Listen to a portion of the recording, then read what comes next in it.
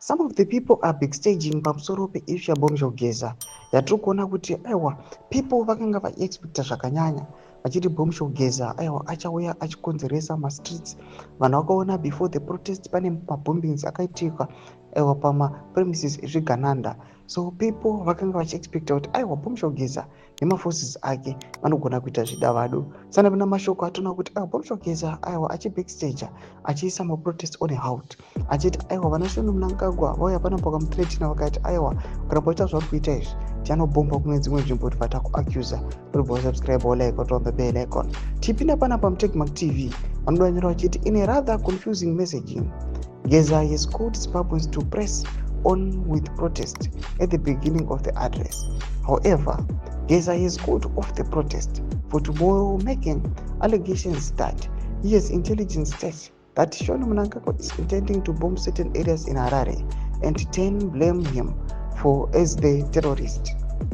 He says he will update the nation on Wednesday on the way forward. Ndo mashoko aripo panguva ino yatatika kubatira tiona kuti aiwa Bomi Shogeza ari yet kuzoannounza aiwa macitizens musi Wednesday, meaning tomorrow. Panguva ino some of the people aiwa they're losing the grip.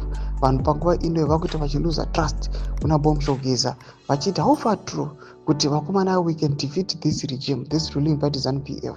Inozikamwa kunzi aiwa in all the sectors hakuna ZANU, be it kumapurisa kumasoja kwese, iyo inguri a well-known fact inozikanwa nemunhu wese. But now as Bomi Shogeza is mobilizing people, now they are gaining trust in him.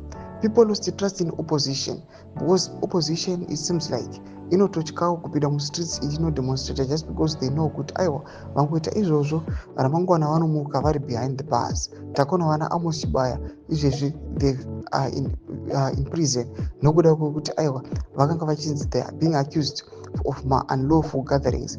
Panguva ino tuna Bomi Shogeza ava the last hope yeZimbabwe. All the people they are now believing in him.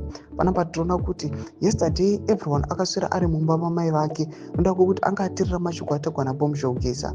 Vanhu vana vanomboda kuteerera the regime nokuti vaiziva kuti the regime inotiti endai kumabasa, but kumabasa kwacho people they are no longer interested. Tudze mafungiro enyu muri kudii pamusoro pechitiko ichi? Ina comment section medu kuti mafungiro enyu. So subscribe or like, choti on the bell icon.